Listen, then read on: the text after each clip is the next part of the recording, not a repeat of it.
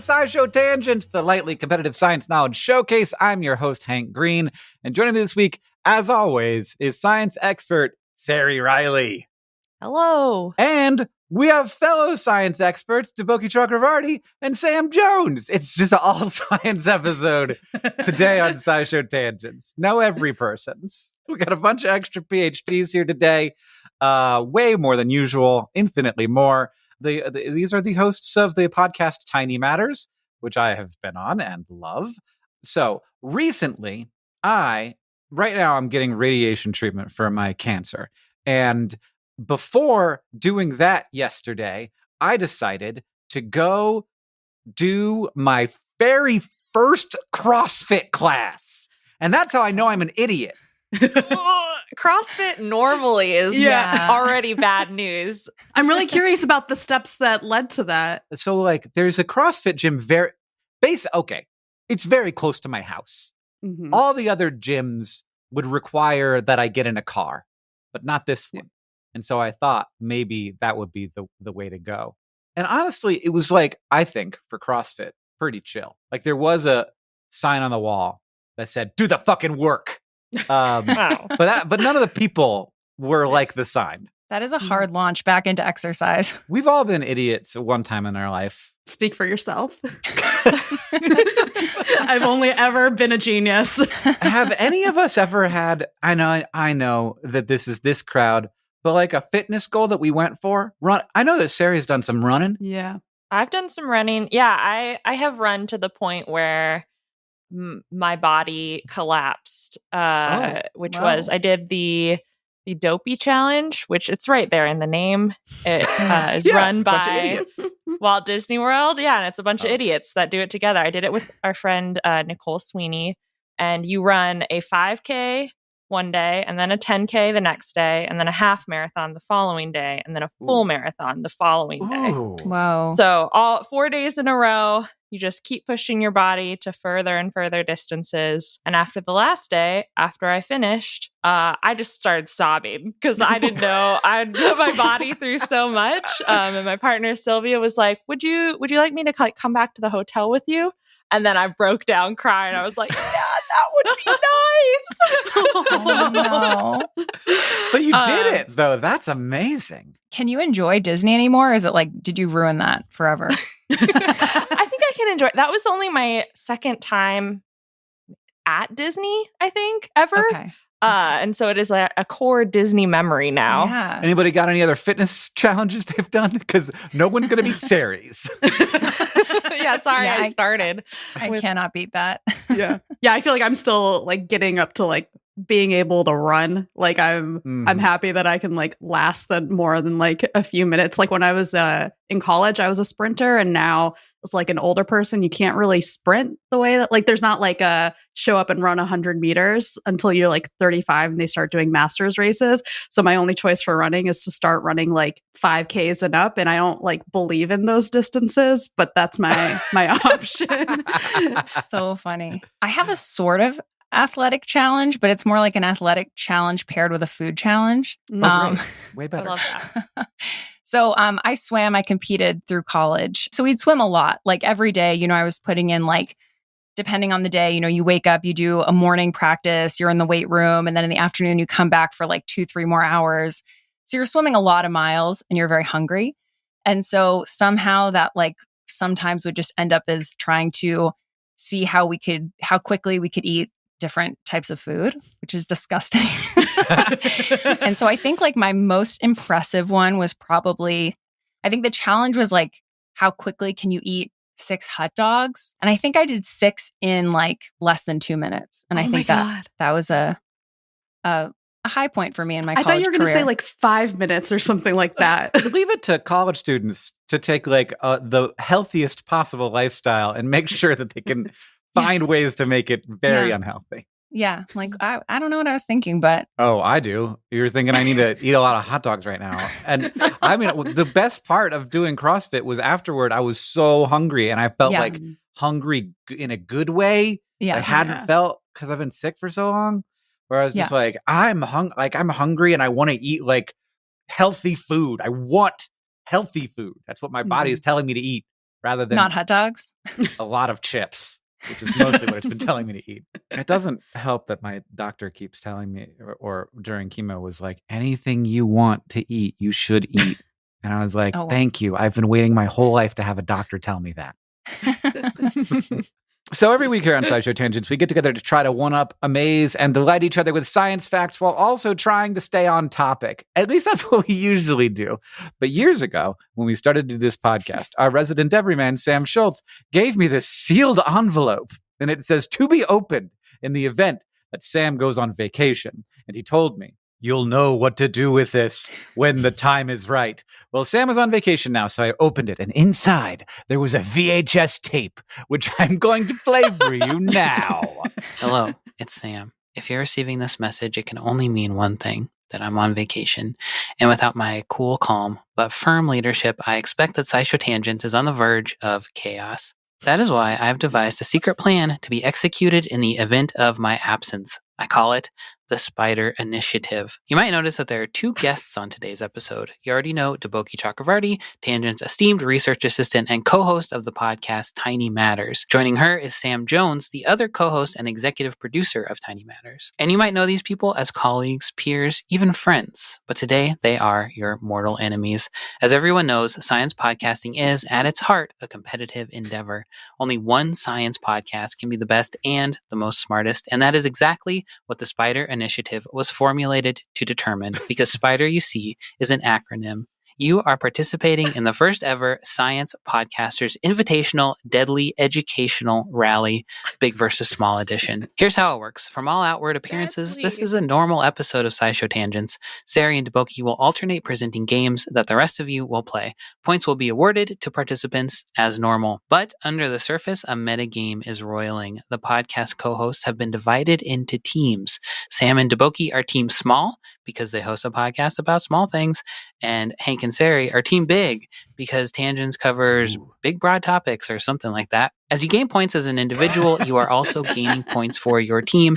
And at the end of both games, Team Big and Team Small's points will be combined, and one team will experience the sweetest victory while the other experiences the most bitter defeat. And in order to kick off this most auspicious occasion, I will now present the traditional science poem. Behold the vast galactic plain where galaxies roil and stars combust. But take a closer look again. It's all made up of cosmic dust. The blue whale glides beneath the sea, surveys the murky world he rules, the largest beast to ever be. Even he is made of molecules. A universe comprised of layers from big to small and back again. With this in mind, prepare yourself, players, for big versus small. Let the games begin. Thus it is spoken. Let the Spider Initiative, big versus small, commence. And text me if you get confused about the rules or something. Have fun. I love that. I feel like I also should have signed a waiver coming into this. Yeah. You know, when the word deadly comes into the... Yeah. You didn't know. No, it's good to be surprised by a deadly event. So I guess that's what we're doing. And the topic for the week is big versus small. It's SciShow Tangents versus Tiny Matters. Ceri, I know this is a surprise to you as well as to the rest of us. But can you tell me what big and small are? Yeah, I can do that softball question. No, because sometimes big things are small. The biggest thing on Earth is very small in the universe. Well, we won't think that hard. Okay, great. We just say if a kid can learn big and small, we can learn it too. They're opposites, and I think that is what frames this episode. We are pitted against each other. Big and small are opposite terms to describe things. So something can be small relative to something else, or something can be big relative to something else. And because but then there's also kind of just a size of things that are around usually. And some things are bigger than the average thing that might be around, and some things are smaller. That is true. All frame of reference. Yeah. I like the idea that there's a kind of normal size for a thing. Somebody's got to have done this research where you sort of bring by just gray orbs, and you're is that orb big or small? And then people will be that one's kind of not either. And they're we found it. Yeah. Like this size. So I was like trying to figure out if someone's done your gray orb experiment. Uh-huh. And apparently this is not the experiment, but apparently there's something called Alice in Wonderland syndrome that is a neurological disorder that distorts your perception of things. This happened to me once. Oh? I was walking with my future wife down a road in Florida, and I saw a squirrel. And I said, holy shit, that squirrel is huge.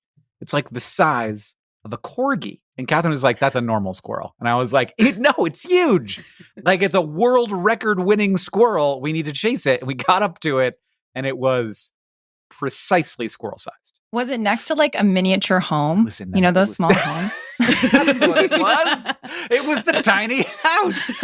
It was the dollhouse it was standing next to. It's Little all about Tyrannosaurus Rex perspective. squirrel. So yeah, Yeah. big and small. I don't think we need to get any deeper into it. Big is like large, small is like little, and that's it. Today we're going to learn about how we all perceive things, like whether or not we agree that something's big, whether we agree that something's small, Yeah, that's the whether real that fight squirrel that in we're the gonna distance have. is a normal sized squirrel or not. Do you have etymology of big and small, Ceri?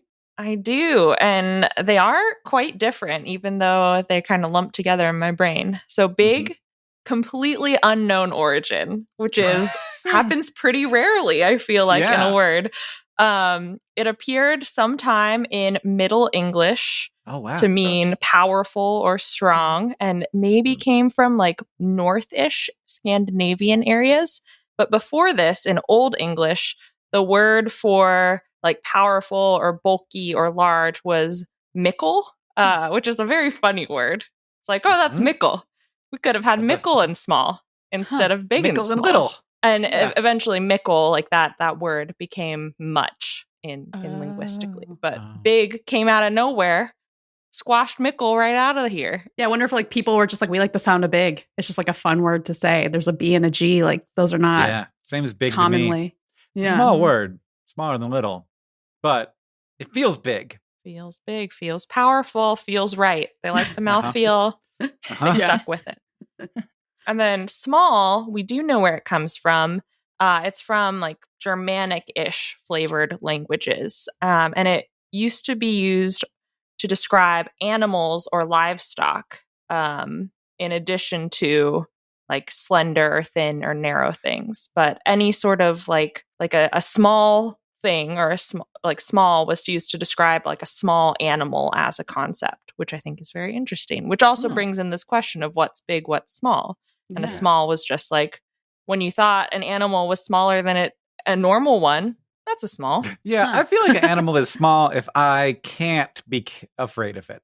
Like once I can be afraid of an animal, like a goose is big because I can be afraid of a goose. I can definitely be afraid of a goose. Yeah, but like a small snake is to me just as scary as a big snake. Yeah, like what about a Snakes- deadly snakes are jellyfish? In their own, that's all those venom is in its own category. Just Okay, physical like a really trauma. gentle- Oh no, but I'm not just afraid of venomous snakes. I'm afraid of Yeah. all of them. But only because your brain has been trained by the venomous Mm. ones.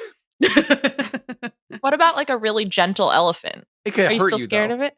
It could That's definitely. true. It could hurt you if Yeah. it wanted to. Yeah. All right, I'm changing my mind. A small animal is one that I can easily kill. Mm. I'm switching it around. It's not about what they can What do to about, me. It's like- about what I can do to them. One you could pick up. You could Yeah, I have had assumed like it a was, like, gentle. carry. Yeah. Violence. You're really ready for this death match. Yeah. Primed, ready. So that means it's time that we're going to move on to the quiz portion of our show with our first game and our big versus small death rally presented this game by Ceri. What are we going to do? While declassified documents can be fodder for conspiracy theorists or, in some cases, super valid disillusionment about the lack of consent in so many experiments, U.S. government projects are full of big budgets, big ideas, and big mistakes. So this is a truth or fail express, big weird government science, aka while I could have talked about whales or trees or exoplanets, for some reason my brain was like, wow, you know what would be great for a science comedy podcast? Talking about the enormous hubris of powerful white Americans in the 20th century. And this is the game I have, so there's no It's the going one- back. It's the one we're going to do. This is what I've chosen to encapsulate the idea of big. This is Okay. our Barbenheimer. Yeah, this is maybe that's it. Barbenheimer Yeah. has infiltrated my brain, and Right. I was like, "This is great." So there'll be four rounds of this Okay. Truth or Fail Express. The first story is natural gas is a hydrocarbon fuel source that's mostly methane, and generally we mine it from reservoirs in sedimentary rock by drilling holes or making cracks somehow. But in 1967, Project Gas Buggy detonated a 26 kiloton nuclear device underground in New Mexico to extract a lot of natural gas all at once from a sandstone well. So the question is Project Gas Buggy real or not? It's gotta be real. We were doing it. Well, it was definitely proposed because they proposed using nuclear bombs to do everything in the 60s. They were like, problem solved. You want a new, like, Suez Canal bothering you? Let's do a new one with nuclear bombs. Do it through Israel. It'll be fine. What was the year again of Project Gas Buggy? 1967. Oh, okay. Interesting. What a funny name for a project. You know, I think they probably didn't end up doing it. I also kind of think not, mostly just because the name is so funny. It's the name. The name's getting me. I'm going to say false, but this is totally something that would happen. But the name is throwing me off. Did we all guess no? Yeah, we all guess no. You're all wrong. It is real. It did happen. The actual ground. They blew up the actual. So the Atomic Energy Commission was a program that was organized in June 1957 to develop peaceful uses for nuclear explosives, which I think is the funniest tagline. It feels like an oxymoron, but yeah.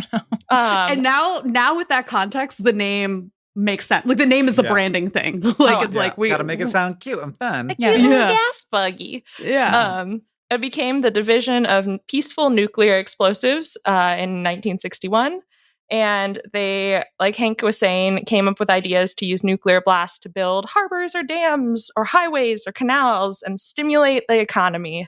And in 1967, this commission combined efforts with the El Paso Natural Gas Company, because of course it's a corporate thing also, to blow up a sealed well and try and harvest natural gas from it. But they didn't really think the plan through, because once you detonate a nuclear bomb beneath the surface of the earth, even if that radiation doesn't spread, if you then try to harvest the natural gas, it is irradiated.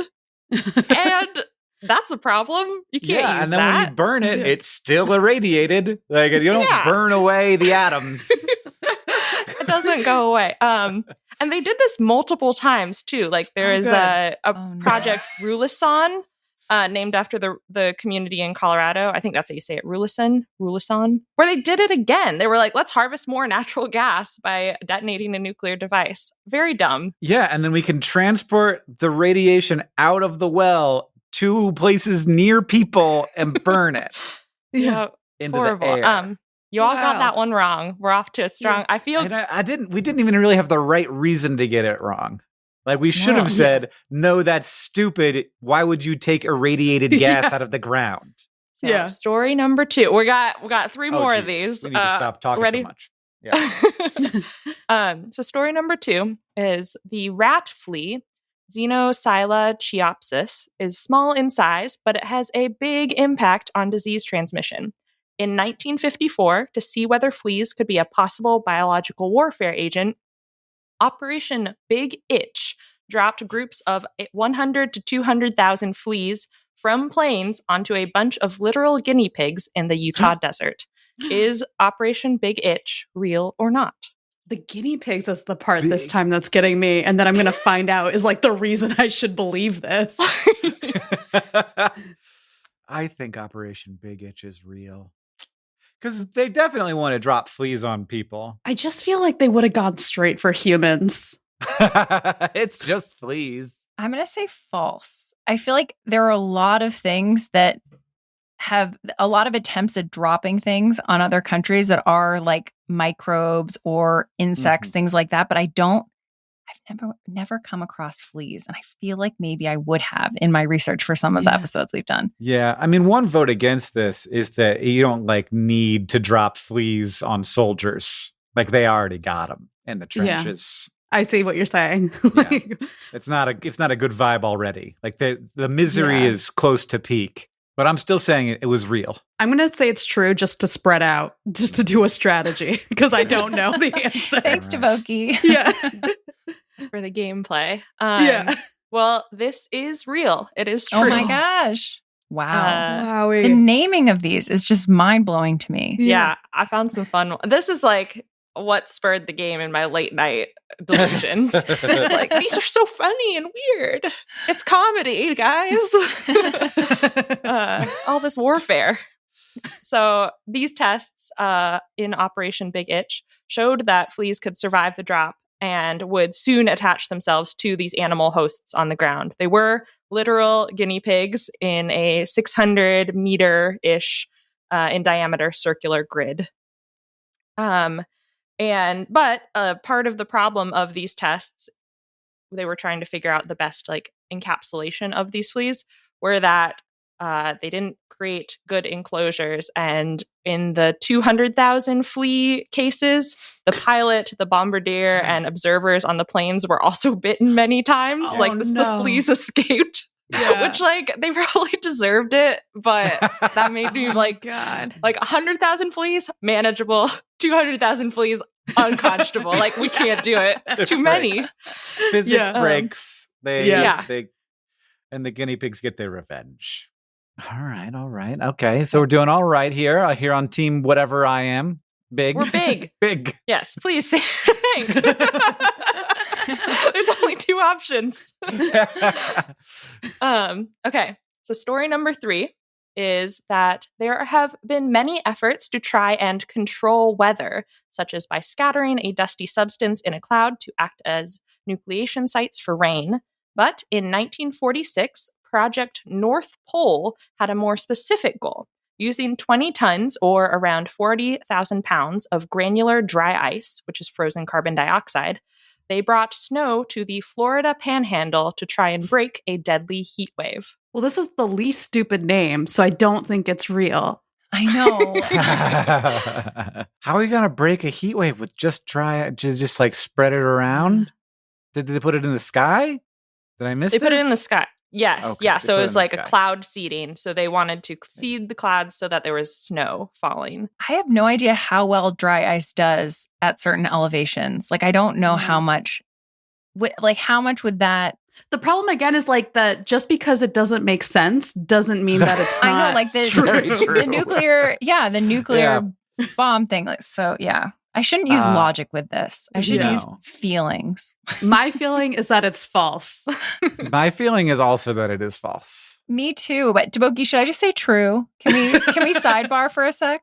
Yeah. All right, I'm gonna say Do we true. play with strategy? Go to the confessional. I think you should go with your feelings. Yes, I agree. I feel like it's false. You're all correct. It is false. Yes. Oof. This is Okay. a brain invention of my own. Ooh, I like it was that, based in a little bit of truth. So in the 1940s or so, there was research done at General Electric on cloud particles and cloud modifications. And the reason I found this fact was because Kurt Vonnegut, like the author, he had a physicist brother named Bernard.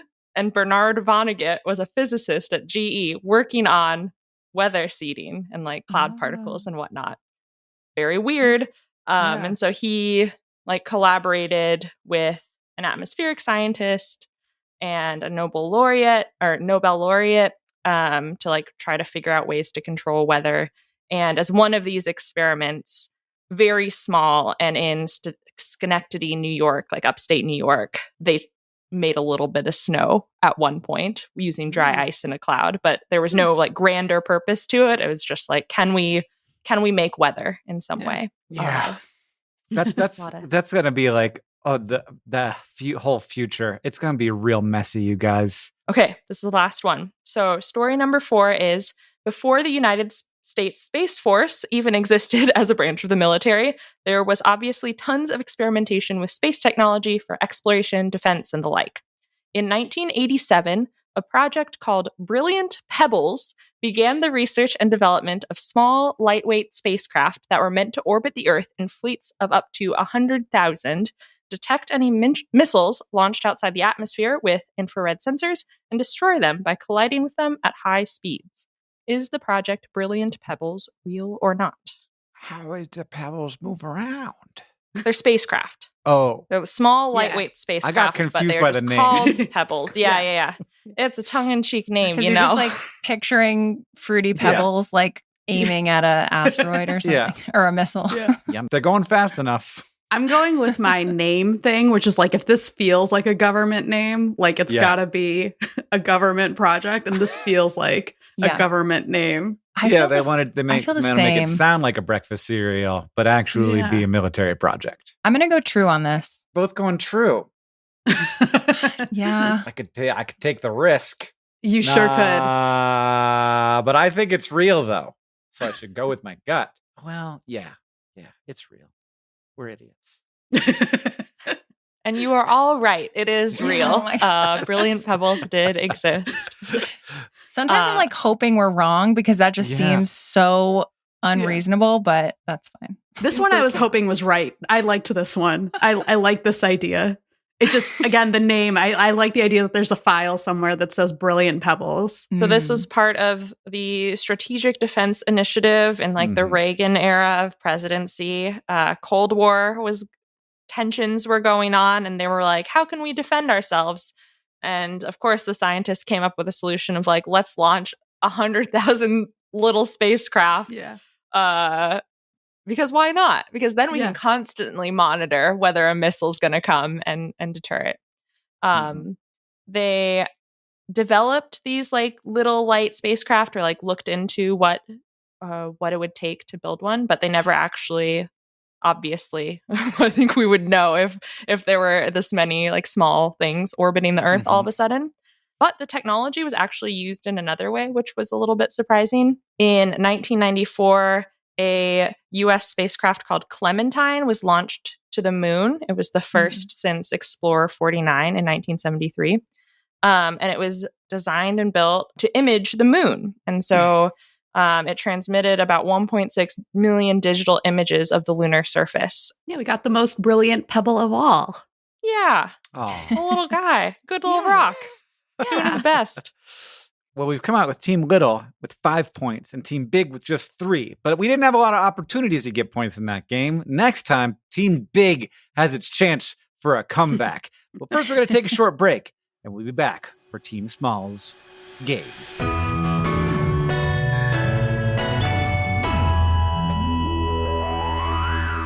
SciShow Tangents is brought to you by DoorDash. College can be an incredible experience, meeting new people, learning new ideas, embarking on your future. But one part of college that isn't always incredible is the food. You got vending machine snacks, all the free cheese and crackers you can steal from campus events, infinite instant ramen. But it doesn't have to be this way. With DoorDash, a whole world of food options opens to you. And with Dash Pass, you get unlimited free DoorDash delivery for just $4.99 a month for students. With $0 delivery fees, exclusive items, and more than 2,500 members-only offers from your favorite restaurants, grocery stores, and convenience stores, Dash Pass by DoorDash has everything you need to make it through this semester without various vitamin deficiencies. And you can save even more with an annual membership, less than $50 a year for unlimited $0 delivery fees. How worth it? So worth it. For a limited time, you get 50% off up to $10 on your next order of $15 or more when you sign up for Dash Pass Student Plan and enter code TANGENTS BTC. That's 50% off up to $10 on your next order of $15 or more dollars when you sign up for the Dash Pass Student Plan when you enter the code TANGENTS BTC. Don't forget, that's code TANGENTS B as in boy, T as in tangents, C as in cat, for 50% off when you sign up for the Dash Pass Student Plan, subject to change, terms apply.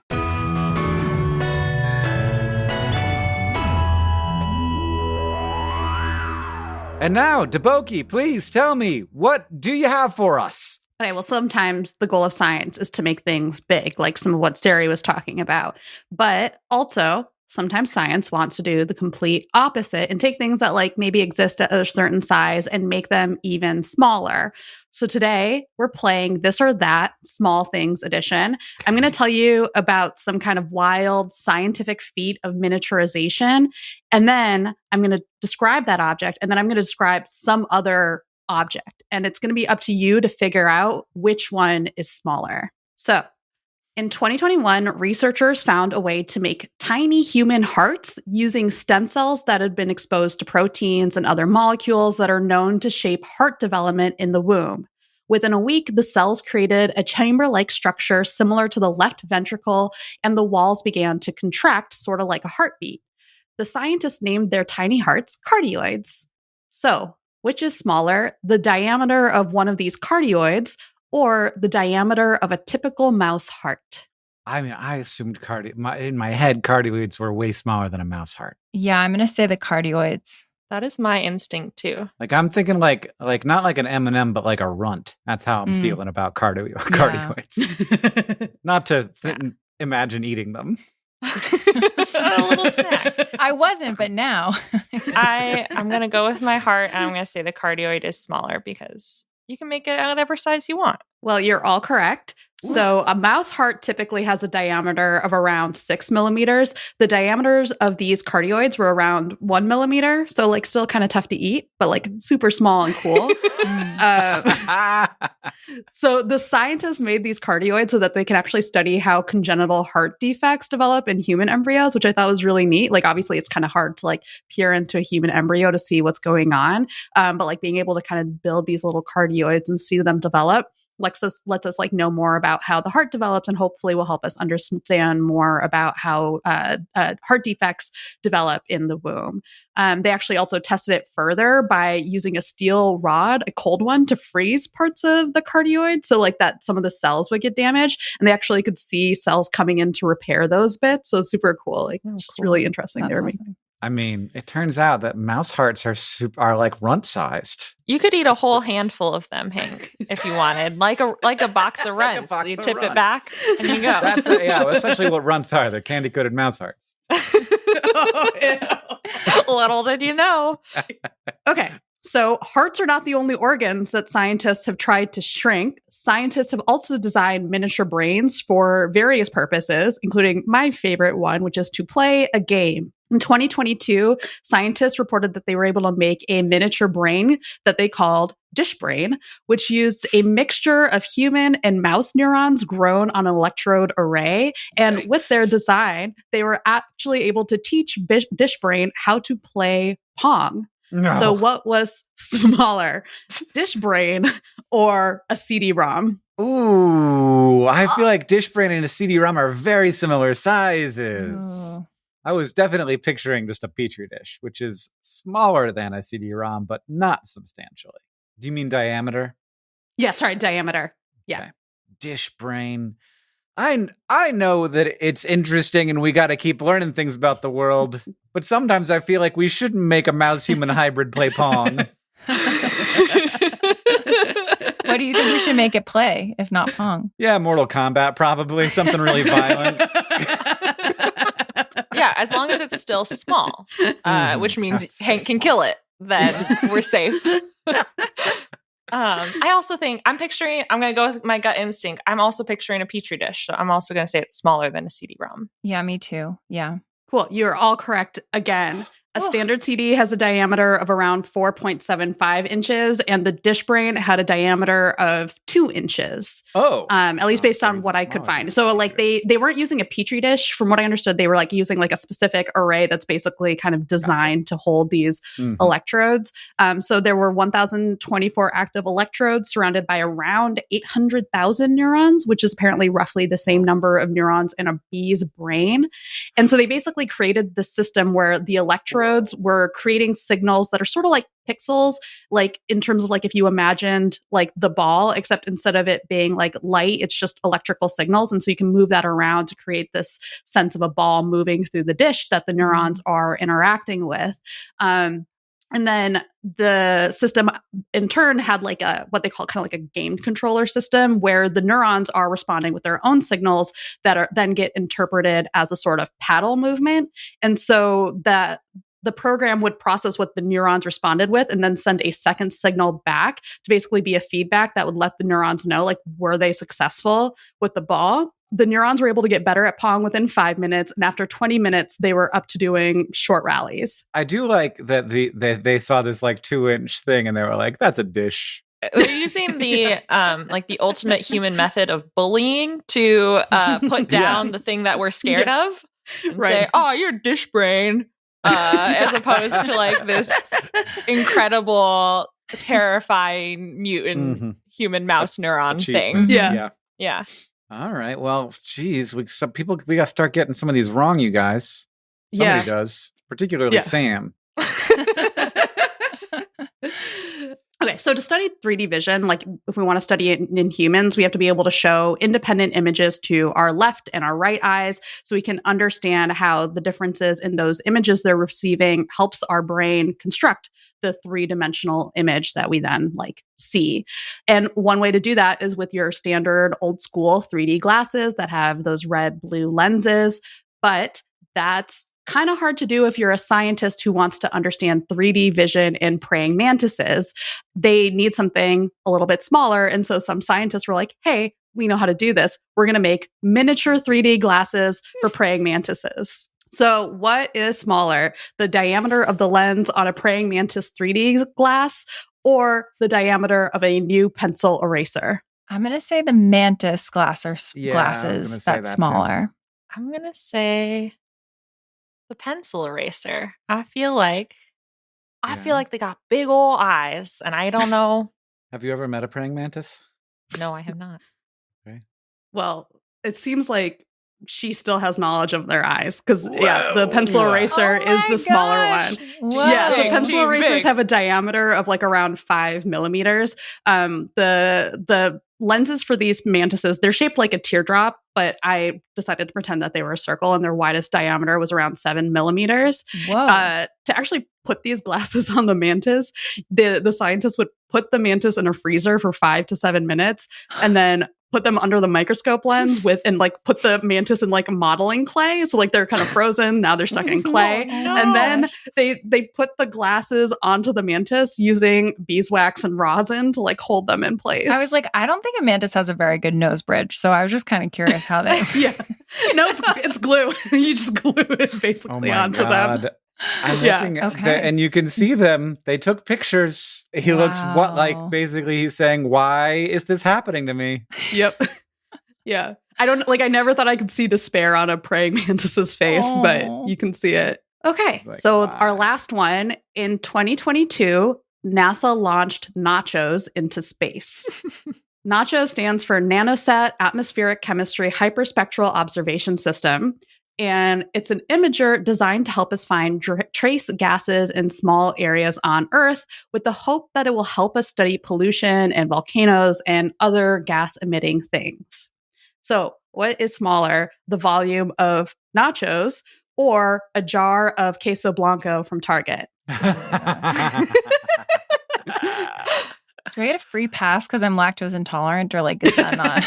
Yeah, queso blanco is I know exactly the size of that. I'm very familiar with the size of that, and it's not very big. I have to say that queso blanco is smaller. If I were a scientist coming up with a nacho satellite, how small would I make it? I'm going to say the satellite. I feel like they're really trying to make things small these days. Yeah. I'm going to go satellite as well. Cool. So we have satellites. Hank, what was your answer? Queso blanco. Okay, you're doing queso blanco. The satellite is smaller. So at least the jar of queso blanco that I found on Target's website is 15 fluid ounces or 27 cubic inches in volume. Nachos, the Nanosat Atmospheric Chemistry Hyperspectral Observation System, is 18 cubic inches. Wow. And this is pretty exciting, like in general. Like there are satellites that people use to monitor trace gases, but the instruments on them are really big. They need a lot of power, and they're not usually able to gather a lot of super fine detail about where the gases actually are that they find. They're usually finding them more on kind of like a coarse regional basis. But the technology underlying NACHOS comes from the Los Alamos National Laboratory, and it uses this thing called hyperspectral imaging, where you're getting kind of like all of these pixels of information, but instead of having colors in those pixels, you have like hundreds of wavelength bands that are the spectral markers of different gases. And so then you can sift through them to find the gas that you're particularly interested in. And so they launched it in 2022. And at the time, they said it would probably run for about a year so that scientists could see whether or not it works well. So hopefully it did. Awesome. Yeah. Now, how big was the queso blanco jar that you saw on Target.com? It was 15 fluid ounces. Okay. I think that's the average size. Yeah. All right. Well, Tuna, while we've been chatting, has done the math. Team Big comes out on top with 9 points, just above your 8 points. There's only Wow, one that was science close. podcast that reigns supreme. And just like the emperor of the Ottoman Empire, upon seeing people drinking illegal coffee in the streets, I must now behead you by surprise with a broadsword. Man, games are really going to be different on tangents going forward. Yeah. Yeah, the vibe's going to change a lot. Also, we won't have you to like help out with the show, which is going to make it harder. Yeah, But what has to be done has to be done. it's true. And now it is time to very quickly ask our newly enlarged science couch, because we've been going for a long time. We've got a question for this illustrious group of finely honed scientific minds. It's from Chris on Discord and from Maya Biard. Yeah, that's as good as I'm going to do. They both ask, what is the smallest single-celled organism, and how does it exist at such a small size? Now, Deboki and Sam, you got to know that always we begin with me trying to pull an answer out of my butt, but like this one, I don't. It's got to be a bacteria or archaea. Yeah. One of you guys. I know. I'm like, what is the smallest though of the bacteria? I don't know. What situations would it be good to be small in? I think it's more what is the naming that they would use that we can guess. And then we can sound like really smart when we guess the right name. Ceri, Small in Latin. Harvest bacteria. Yeah. Okay. Is it a bacteria or archaea? Which it is both of those. A bacteria is what I found most of, but we have very small archaea too. And Deboki, you were right with the nomenclature that you were headed down. Not 100%, but bacteria are super messy genetically, taxonomically, etc. How they're related to each other. It's hard for us to tell. So there's a pretty big group of related bacteria phyla called the candidate phyla radiation, or CPR for short. And basically that means these candidate bacteria are well characterized genetically, but haven't been cultured. We haven't grown them in labs and just know that they exist because we found their DNA. And the CPR group contains some of the smallest living organisms we know of, called ultramicrobacteria. So they just took 2 words for small, or super small, and then we're like, that's the name we're going to call them. Parvis would have been so good. And it's possible that there is a specific bacterial phyla or phylum that has that name. So from what I can tell, ultramicrobacteria in general, the first time they were described was in a 1981 paper studying tiny colonies of bacteria in seawater. They were defined as proliferating cells, so like healthy growing bacterial cells that were less than 0.1 micrometers cubed in volume, and they have really small genomes, like 3.2 to 0.5-ish megabases of a genome. And they're missing a lot of proteins, particularly ribosome proteins, which are helping with protein synthesis. So our guess is that these ultramicrobacteria rely on other bacteria to help them survive. So some sort of parasitic relationship. They might have some like external structures to help them take nutrients or I don't know, fill in the capabilities that these minimized genomes don't let them. And they have weird names. So all of these CPR group bacteria, from what I can tell, they have like an acronym name based on where they were found. And then if we like them enough, we give them a fancy name. So in a 2015 study from UC Berkeley, they actually imaged 3 ultra microbacteria phyla from groundwater samples. And the 3 that they imaged were WWE3, which was named from wastewater of every 3 because it was from every France and collected from municipal anaerobic sludge there. And they were like, oh, WWE3. But then it was later named Catanobacteria from the Hebrew word katan, which translates to small. And so that's why I think, like, with your Latin, there must be one. I don't know why we always have to like go to other languages. I think that we could just call it like Actinobacter baby. Small bacter. A smallobacter. So if you want to ask the Science Couch your question, you can follow us on Twitter at SciShow Tangents, where we'll tweet out topics for upcoming episodes every week. Or you could join the SciShow Tangents Patreon and ask us on our Discord. Thank you to at Trisket Bells, Mike2369, and everybody else who asked us your questions for this episode. Deboki and Sam, how can we find Tiny Matters? Tiny Matters, you can find us on Apple Podcasts, Spotify, Google Podcasts, wherever else you listen. Places. Yes. All the podcast places. And we also have transcripts available for all of our episodes at acs.org/Tiny Matters. Where would I start if I was going to watch some Tiny Matters? So we did do an episode on the huge potential of psychedelic-assisted I listened to that therapy episode. Yeah. for mental health. Yeah. So, drugs like psilocybin, LSD, ketamine, how they're already being used to treat conditions like anxiety and depression. And then also why psychedelic research was on the rise in the 60s, but then all but vanished in the 70s. So that was a pretty fun one. We had Hank on the show back in February. We talked about communicating science and the millions of things that he does, including SciShow Tangents. So definitely check that one out. The main thing that I do is work as exec producer of Tiny Matters and co-host it with Deboki, but I do a bunch of other writing and things. So you can find me on social everywhere at Sam J Science. There's a lot of Sam Joneses out there, so I feel like I have to just a lot of Sam's. The science one. Yeah, the science one. There's only a few Deboki Chakravartis, but I go by Okie Dokie Boki on the internet just to make it harder. But you're the best. You're the best of them. Thank you. Thank you. If you like this show and you want to help us out, it's super easy to do that. You can go to patreon.com/SciShow Tangents to become a patron and get access to our bonus episodes and our newsletter. And don't forget, when we hit 700 patrons, I swear it will happen, we will do a Minions movie commentary. Or maybe we've already hit 700. We're very close. And Sam's not here to tell me.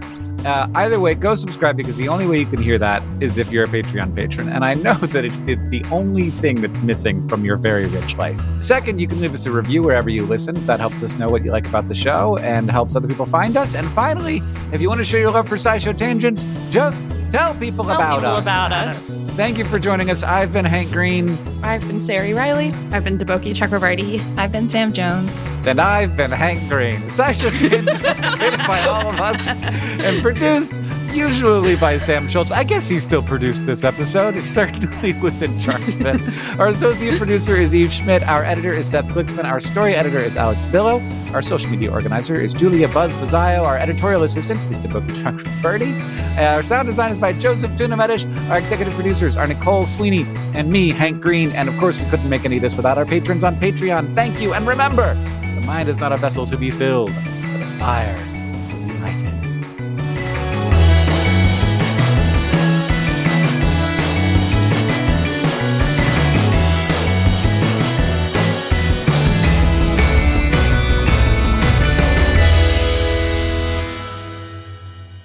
But one more thing. The leafcutter ant, Atta levigata, has lots of names in various South American Spanish dialects, which in English roughly translate to big-bottomed ant or the slightly raunchy fat ass ant. And they have so many names because they're a seasonal delicacy in many cultures. Their massive nests are 10 to 20 feet underground and contain millions of ants. And during late spring, when there's heavy rain, a bunch of queens emerge from their colonies with huge butts full of unfertilized eggs. They're ready to seek out mates, but many of them get snatched up by predators, including hungry humans. Then, these small ants with big butts get soaked in salt water, roasted or fried, and eaten as a crunchy, protein-rich snack. I thought it would just be raw, was my thought. But now that they're cooked, I'm kind of interested. Now, my question is a big butt ant's butt smaller or bigger than a cardioid? What is it? Oh, yeah.